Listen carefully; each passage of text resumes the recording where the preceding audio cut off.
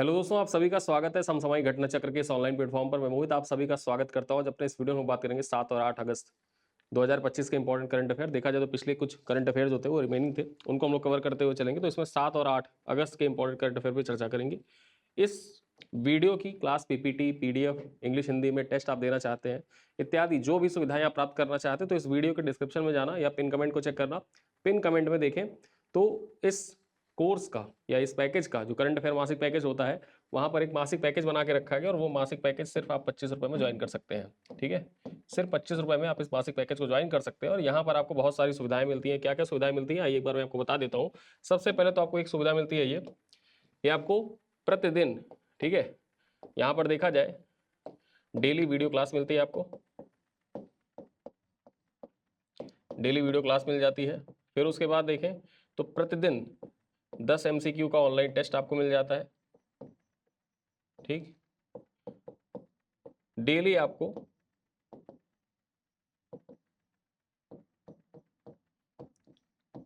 Class PPT, जो pictorial PPT होती है वो शेयर की जाती है।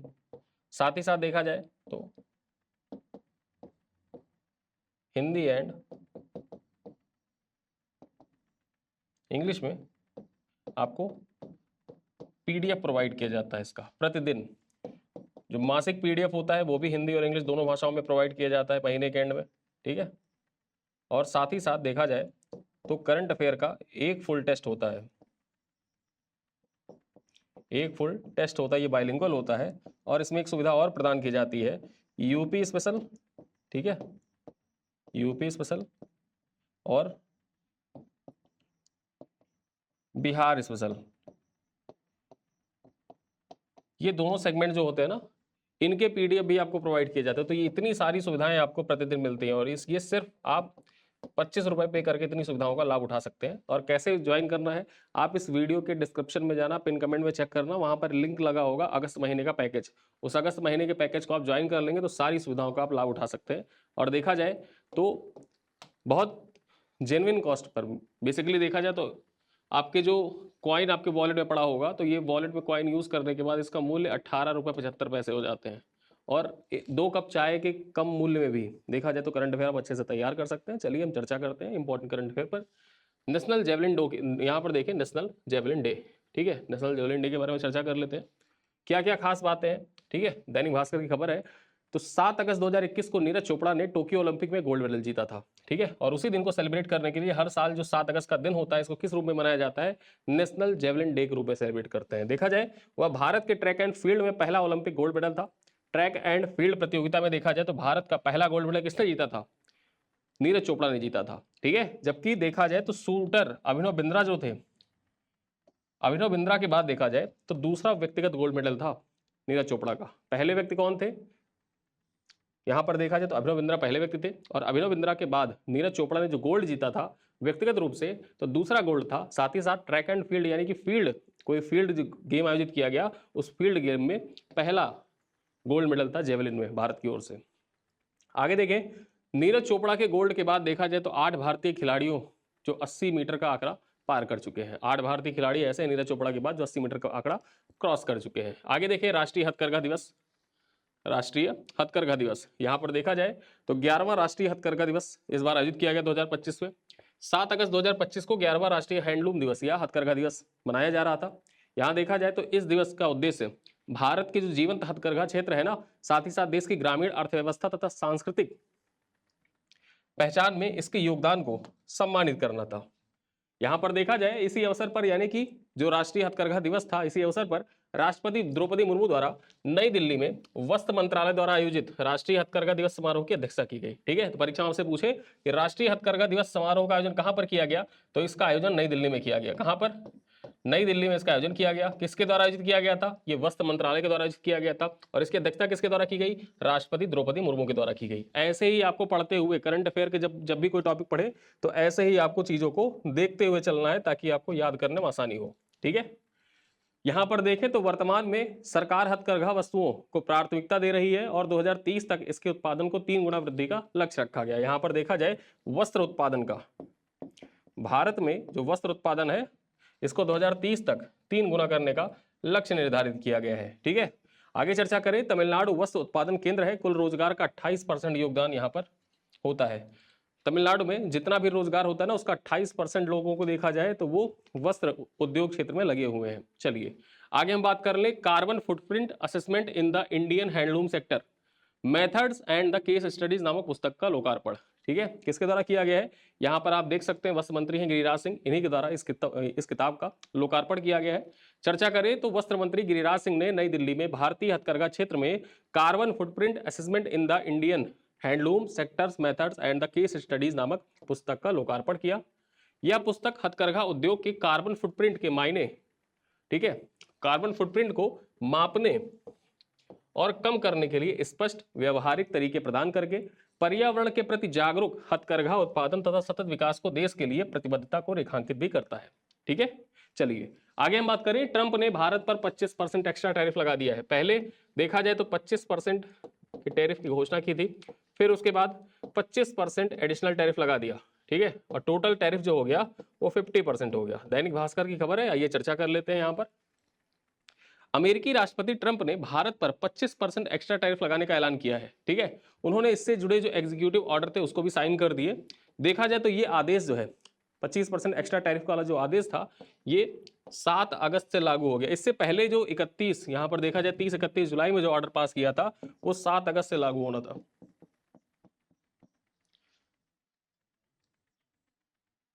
ठीक है, जो यहाँ पर देखा जाए 7 अगस्त से लागू होना था। फिर उसके बाद यहाँ पर हम चर्चा करें तो 27 अगस्त से जो अभी एग्जीक्यूटिव ऑर्डर साइन किया गया है ये लागू हो जाएगा। कब से? ये 27 अगस्त से लागू हो जाएगा। इसके पूर्व जो 30 तारीख को साइन किया गया था ना, 30-31 जुलाई में, वो 7 अगस्त से लागू हो गया था। ठीक है, तो 25% वो और 25% ये, टोटल मिला के देखा जाए तो 50% टैरिफ भारत पे लागू हो गए।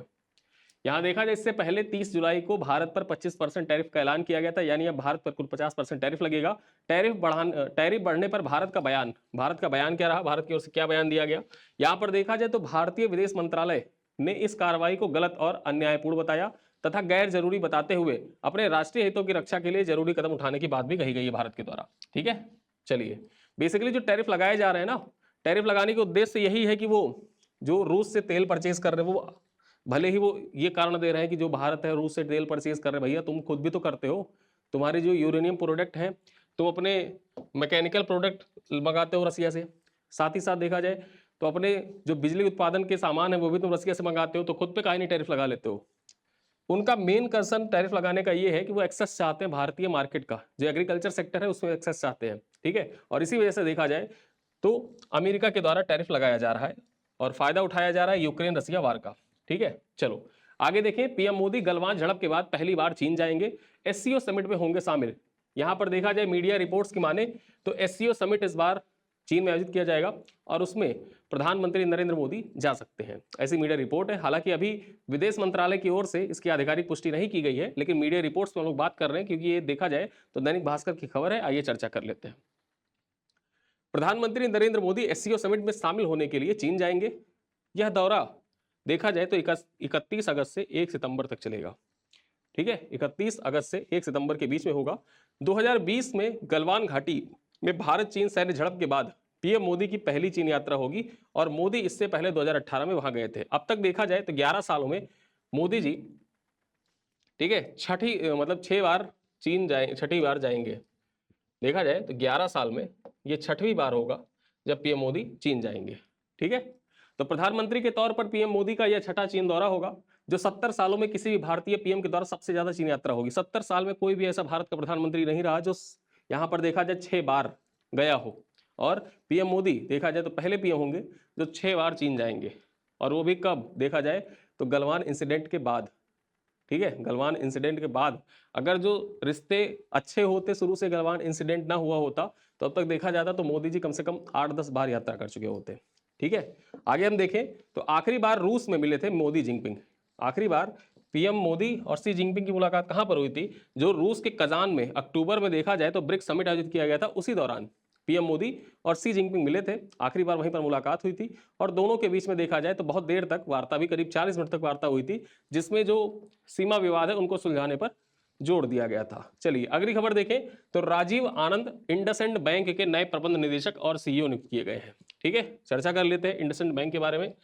तो भारत में निजी क्षेत्र की अग्रणी ऋणदाता इंडसइंड बैंक ने राजीव आनंद को, किसको, राजीव आनंद को अपना नया प्रबंध निदेशक एमडी और मुख्य कार्यकारी अधिकारी सीईओ नियुक्त किया है। यहां पर देखा जाए तो राजीव आनंद का कार्यकाल 25 अगस्त 2025 से शुरू होकर 24 अगस्त 2028 तक रहेगा, जो बैंक के आगामी आम बैठक के शेयर धारकों की मंजूरी पर निर्भर करेगा। मतलब इसके बाद क्या है कि 24 अगस्त 2028 तक तो रहेगा ही रहेगा, लेकिन उससे बाद अगर जो एक्सटेंड करना होता है तो जो शेयर धारक है ना बैंक में, वो निर्धारित करेंगे कि आगे रहेंगे या नहीं रहेंगे। ठीक है, चलो आगे देखें।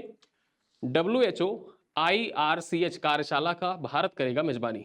ठीक है, WHO IRCH कार्यशाला की भारत के द्वारा मेजबानी की जाएगी। उस पॉइंट पर चर्चा करें तो भारत 6 से लेकर 8 अगस्त 2025 तक गाजियाबाद स्थित होटल फॉर्च्यूनर डिस्ट्रिक्ट सेंटर में WHO international regulatory corporation of herbal medicine के वर्कशॉप की मेजबानी भारत के द्वारा की गई। यहां देखा जाए यह प्रतिष्ठित आयोजन आयुष मंत्रालय द्वारा विश्व स्वास्थ्य संगठन WHO के सहयोग से और भारतीय चिकित्सा एवं होम्योपैथिक औषधि संयोजन आयोग के समर्थन के द्वारा आयोजित किया गया। ठीक है, यहां पर देखा जाए इस वर्कशॉप का उद्देश्य क्या था, आयोजित किया गया, इसका उद्देश्य क्या था, तो इसका उद्देश्य हर्बल दवाओं के लिए वैश्विक नियामक क्षमताओं को मजबूत करना, अंतरराष्ट्रीय सहयोग को प्रोत्साहित करना, पारंपरिक चिकित्सा प्रणालियों के मानकीकरण और गुणवत्ता आश्वासन को बढ़ावा देना इसका मुख्य उद्देश्य था। आगे देखा जाए तो यह कार्यक्रम भारत की आयुष नीति और पारंपरिक चिकित्सा के क्षेत्र में बढ़ती वैश्विक भूमिका को भी रेखांकित करता है। ठीक है, तो यहां पर जो आयुष के क्षेत्र में देखा जाए भारत की बढ़ती भूमिका है उसको रेखांकित करने के उद्देश्य से भी इसका आयोजन किया गया था। चलिए अगली खबर पे चर्चा करें तो भारत में दुनिया का सबसे अनोखा ब्लड ग्रुप CRIB खोजा गया है। CRIB ब्लड ग्रुप खोजा गया है। अब इसके बारे में चर्चा कर लेते हैं, ये यूनिक ब्लड ग्रुप है, इसके बारे में चर्चा करें तो कर्नाटक के कोलार जिले में एक 38 वर्षीय महिला के अंदर देखा जाए तो दुनिया का एक बिल्कुल नया रक्त समूह पाया गया है, जिसे क्या नाम दिया गया है, जिसे CRIB नाम दिया गया है। ठीक है, यह खोज रक्त विज्ञान के क्षेत्र में एक ऐतिहासिक उपलब्धि मानी जा रही है। CRIB में CR का मतलब क्या है, क्रोमर है, क्या है, क्रोमर। ठीक है, और वहीं पर देखा जाए जो IB है, IB का मतलब क्या है, यहां पर IB का मतलब I का मतलब इंडिया और B का मतलब बेंगलोर है। ठीक है, जहां इसकी खोज की शुरुआत हुई। आगे हम बात करें तो यह नया एंटीजन क्रोमर ब्लड ग्रुप सिस्टम का हिस्सा है। जून 2025 में मिलान इटली में आयोजित international society of blood transfusion की 35वीं रीजनल कांग्रेस में इस खोज की आधिकारिक घोषणा की गई। ठीक है, यहां देखा जाए तो यह महिला दुनिया की पहली व्यक्ति हैं जिनमें यह नया CRB एंटीजन पाया गया है। ठीक, CRIB एंटीजन पाया गया, कहां पर खोजा गया, कोलार कर्नाटक में खोजा गया था CRIB। और यहां पर CR का मतलब क्रोमर और IB का मतलब इंडिया बेंगलुरु। चलो आगे देखें। 600 साल बाद फटा क्रोशनिनिकोव ज्वालामुखी। ये जो क्रोशनिनिकोव ज्वालामुखी है यह कहां पर अवस्थित है, ये रूस में अवस्थित है, क्रोशनिनिकोव ज्वालामुखी। ठीक है, कहां पर अवस्थित है ये रूस में अवस्थित है, जो कामाचटका प्रायद्वीप जहां पर भूकंप आया था ना 8.8 मैग्नीट्यूड का, वहीं पर यह अवस्थित है। ठीक है, और इसमें विस्फोट हुआ है, 600 सालों बाद इसमें विस्फोट हुआ है। चर्चा कर लेते हैं। रूस के कामाचटका प्रायद्वीप में स्थित क्रोशनिनिकोव ज्वालामुखी में आज लगभग 600 वर्षों के बाद विस्फोट किया। देखा जाए तो यह एक दुर्लभ और नाटकीय प्रकृति घटना है। यहां पर हम बात कर लें तो यह विस्फोट स्थानीय समय अनुसार सुबह 2:50 पर शुरू हुआ, जिसमें राख के विशाल बादल लगभग 4 किलोमीटर की ऊंचाई तक आकाश में फैल गए थे। खास बात यह हो जाती है कि यह ज्वालामुखी देखा जाए तो 15वीं शताब्दी के बाद पहली बार फटा है। 15वीं शताब्दी के बाद देखा जाए तो पहली बार इस ज्वालामुखी में विस्फोट हुआ, इस वजह से इंपॉर्टेंट हो जाता है। और ये ज्वालामुखी आपके जो ज्योग्राफी का सेक्शन है ना, ज्योग्राफी का सेक्शन, वहां पर जो लोकेशन वाले आते हैं ना कि कौन सी ज्वालामुखी कहां पर अवस्थित है मिलान करने के लिए, तो ये जो सुमेलित करने वाले सवाल आते हैं, ये सुमेलित करें, और वहां पर देखा जाए तो करंट अफेयर के दृष्टिकोण से इंपॉर्टेंट हो सकता है ये। चलिए अगली खबर पर चर्चा करें तो जेपी सीमेंट का विलय, मर्जर ऑफ जेपी सीमेंट। यहां पर देखा जाए तो भारतीय प्रतिस्पर्धा आयोग यानी कि कंपटीशन कमीशन ऑफ इंडिया, ठीक, ने डालमिया सीमेंट लिमिटेड और जयप्रकाश एसोसिएट्स लिमिटेड, जो जेपी एसोसिएट्स लिमिटेड है, इसके 100% अधिग्रहण को मंजूरी प्रदान कर दी है। यहां पर देखा जाए तो यह अधिग्रहण दिवालियापन और शोधन क्षमता जो अशोधन, यहाँ पर देखा जाए शोधन अक्षमता संहिता 2016 के तहत कॉर्पोरेट दिवालिया समाधान प्रक्रिया का हिस्सा है। यहाँ पर आगे हम बात करें तो डालमिया सीमेंट डालमिया भारत लिमिटेड का पूर्ण स्वामित्व वाली एक सहायक कंपनी है। ठीक है, तो यहाँ पर इंपॉर्टेंट ये हो जाता है कि जेपी सीमेंट का अधिग्रहण किसमें हो रहा है, तो डालमिया सीमेंट में हो रहा है। चलिए आगे हम बात करें, राष्ट्रीय औषधि पौधे बोर्ड के 2 महत्वपूर्ण एमओयू पर हस्ताक्षर किए गए हैं। कौन कौन से एमओयू हैं, चर्चा कर लेते हैं। तो आयुष मंत्रालय के अंतर्गत आने वाले राष्ट्रीय औषधि पौध बोर्ड ने नई दिल्ली स्थित निर्माण भवन में केंद्रीय मंत्री प्रताप जाधव की उपस्थिति में 2 महत्वपूर्ण समझौते ज्ञापन पर हस्ताक्षर किए। पहला समझौता पुणे महाराष्ट्र के ईश्वेद बायोप्लांट्स वेंचर के साथ हुआ। ये औषधीय पौधे की खेती और संरक्षण पर केंद्रित था, यानी कि औषधीय पौधे और उनके संरक्षण पर केंद्रित एमओयू पर हस्ताक्षर हुआ, जो पहला एमओयू था। दूसरा देखा जाए तो दूसरा त्रिपक्षीय समझौता अखिल भारतीय आयुर्वेद संस्थान और अखिल भारतीय आयुर्विज्ञान संस्थान नई दिल्ली के साथ हुआ, जिसका उद्देश्य अनुसंधान को बढ़ावा देना, औषधीय पौधों पर आधारित समाधानों की मुख्यधारा स्वास्थ्य सेवाओं को शामिल करना था। ठीक है, चलिए अगली खबर पर चर्चा करें तो बैंक ऑफ बड़ौदा के बॉब फॉक्सॉन डिजिटल विदेशी मुद्रा प्लेटफॉर्म लॉन्च किया गया है। यहां पर देखा जाए बैंक ऑफ बड़ौदा के द्वारा बॉब फॉक्सॉन डिजिटल विदेशी मुद्रा प्लेटफॉर्म लॉन्च किया गया है, चर्चा कर लेते हैं। यहां पर देखें तो बैंक ऑफ बड़ौदा ने बॉब फॉक्सॉन नामक एक सुरक्षित और वास्तविक समय में काम करने वाली डिजिटल विदेशी मुद्रा और डेरिवेटिव प्लेटफॉर्म लॉन्च किया है, जो विशेष रूप से कॉर्पोरेट और एमएसएमई ग्राहकों के लिए डिजाइन किया गया है। किसके लिए, जो कॉर्पोरेट और एमएसएमई ग्राहक है उनके लिए इसको डिजाइन किया गया है। यहां देखा जाए तो इस प्लेटफॉर्म के माध्यम से ग्राहक लाइव बाजार दरों पर विदेशी मुद्रा लेन देन कर सकते हैं, तुरंत पुष्टि प्राप्त कर सकते हैं, डील टिकट डाउनलोड कर सकते हैं, साथ ही साथ अलर्ट के साथ व्यक्तिगत डैशबोर्ड का उपयोग भी कर सकते हैं। यहां देखा जाए तो यह सुविधा लेन देन की प्रक्रिया को आसान बनाती है और बैंक जाने तथा मैनुअल हस्तक्षेप की आवश्यकता को भी समाप्त कर देती है। ठीक है, तो यहां पर देखा जाए परीक्षा में आपसे पूछे कि बॉब फॉक्सॉन डिजिटल विदेशी मुद्रा प्लेटफॉर्म किसके द्वारा, किस बैंक के द्वारा लॉन्च किया गया है, तो ये बीओबी के द्वारा लॉन्च किया गया है। ठीक है, बीओबी के द्वारा लॉन्च किया गया है। चलिए अगली खबर पर चर्चा करें तो बीएसएनएल और आरएनएल का भारत का पहला स्वदेशी 5G captive non public network समझौता। यहां पर चर्चा कर ले तो भारत संचार निगम लिमिटेड यानी कि बीएसएनएल और नुमालीगढ़ रिफाइनरी लिमिटेड एनआरएल ने वित्त मंत्रालय के तत्वाधान में गुवाहाटी में आयोजित सीपीएसई के लिए इंडस्ट्री 4.0 कार्यशाला के दौरान एक ऐतिहासिक समझौते ज्ञापन पर हस्ताक्षर किया। यहां पर देखा जाए तो इस समझौते के तहत दोनों संगठन मिलकर रिफाइनरी सेक्टर में भारत का पहला कैपेटिव नॉन पब्लिक नेटवर्क स्थापित करेंगे। ठीक है, जो स्वदेशी 5G तकनीकी पर आधारित होगा। परीक्षा में आपसे पूछ सकता है कि भारत का पहला कैपेटिव नॉन पब्लिक नेटवर्क स्थापित करने के लिए किन 2 कंपनियों के बीच समझौता हुआ है, तो कंपनी का नाम याद रखना, बीएसएनएल और एनआरएल के बीच में समझौता हुआ है। एनआरएल का फुल फॉर्म क्या है, नुमालीगढ़ रिफाइनरी लिमिटेड। चलिए आगे हम बात कर लें तो यह उन्नत नेटवर्क सुरक्षित, अत्यधिक भरोसेमंद, कम विलंब और वास्तविक समय पर कनेक्टिविटी प्रदान करेगा, जो महत्वपूर्ण औद्योगिक संचालन के लिए आवश्यक है। ठीक है, चलो अगली खबर पर चर्चा करें तो मैग्नस कार्लसन ने पहला शतरंज ई स्पोर्ट्स वर्ल्ड कप जीत लिया है। यहां पर देखा जाए e sports world cup Saudi Arab में इसका आयोजन किया गया था, सऊदी अरब के रियाद में इसका आयोजन हुआ था। चर्चा कर लेते हैं तो नॉर्वे के grandmaster Magnus Carlsen team liquid का प्रतिनिधित्व करते हुए रियाद में आयोजित पहले शतरंज ई स्पोर्ट्स वर्ल्ड कप के विजेता बने हैं। यहां देखा जाए उन्होंने फाइनल में टीम फाल्कन्स के अली रेजा फिरोजा को हराया और मुकाबले में मैग्नस कार्लसन ने 4 जीत 2 ड्रा और केवल 1 हार दर्ज की, जिससे उनकी श्रेष्ठता स्पष्ट हुई। यहां पर देखा जाए ये खिताब मैग्नस कार्लसन की शानदार करियर में एक और महत्वपूर्ण उपलब्धि के रूप में जुड़ गया है। अब एक खास बात यहां पर यह हो जाती है कि ये जो ई स्पोर्ट्स वर्ल्ड कप है इसके ब्रांड एम्बेसडर कौन है, ठीक है,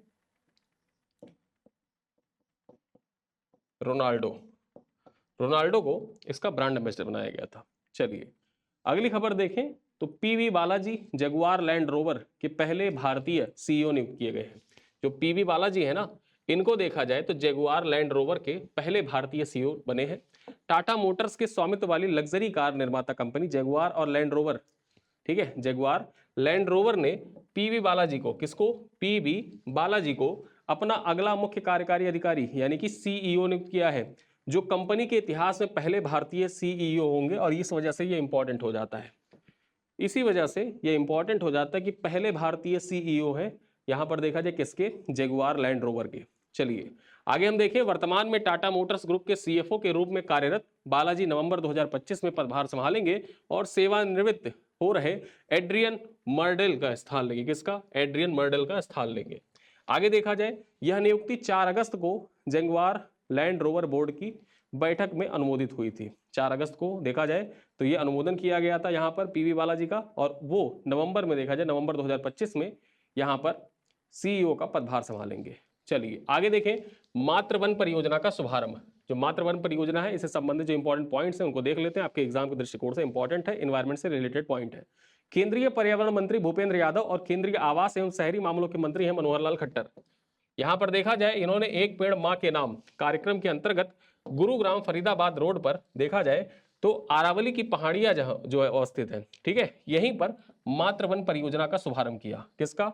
मातृवन परियोजना का शुभारंभ किसके द्वारा किया गया? तो भूपेंद्र यादव और मनोहर लाल खट्टर के द्वारा किया गया। कहां पर? जो अरावली की पहाड़ियां है गुरुग्राम फरीदाबाद रोड पर, वहीं पर इसका उद्घाटन किया गया। देखें तो ये 750 एकड़ क्षेत्र में विकसित किया जाएगा और इसका उद्देश्य पारिस्थितिकी संतुलन, हरित विकास और सामुदायिक भागीदारी को बढ़ावा देना है। ठीक है, चलिए आगे हम चर्चा करें तो भारत की पहली केवल लड़कियों के लिए फीफा टैलेंट एकेडमी, ठीक है, इसके बारे में चर्चा कर लेते हैं। इंपॉर्टेंट पॉइंट क्या है, और ये हमारे करंट अफेयर की अंतिम पॉइंट है।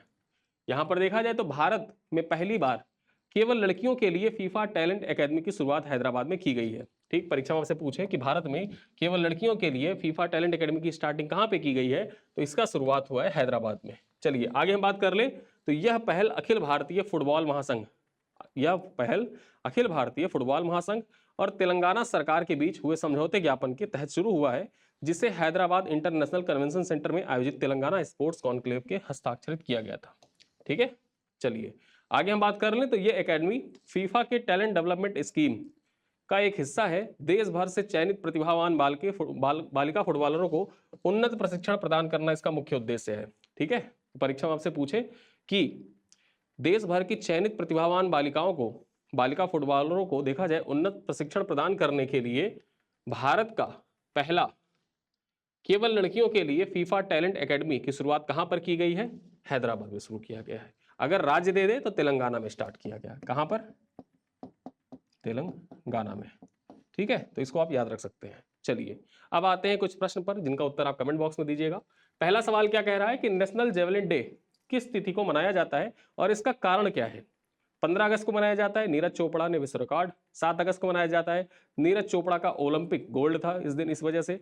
29 अगस्त को मनाया जाता है, मेजर ध्यानचंद्र की जयंती होती है। 23 जुलाई को ओलंपिक उद्घाटन दिवस के रूप में सेलिब्रेट किया जाता है। बताएं नेशनल जेवलिन डे कब और क्यों मनाया जाता है? आप टिक करके कमेंट बॉक्स में बता सकते हैं।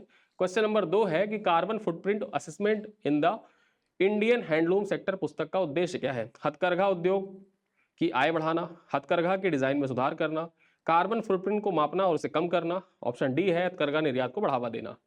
क्वेश्चन नंबर 3 क्या कह रहा है कि हाल ही में खोजा गया नया रक्त समूह CRIB किस ब्लड ग्रुप सिस्टम का हिस्सा है?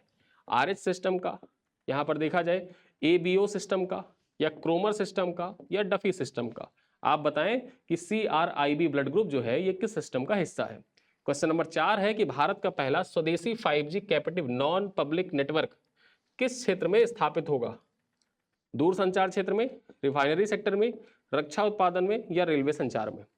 आगे हम बात करें क्वेश्चन नंबर 5 और अंतिम सवाल क्या है कि मातृवन परियोजना कहां शुरू की गई और इसका क्षेत्रफल कितना है? अरण्यक वन में स्टार्ट की गई है, 500 एकड़ में फैला हुआ है।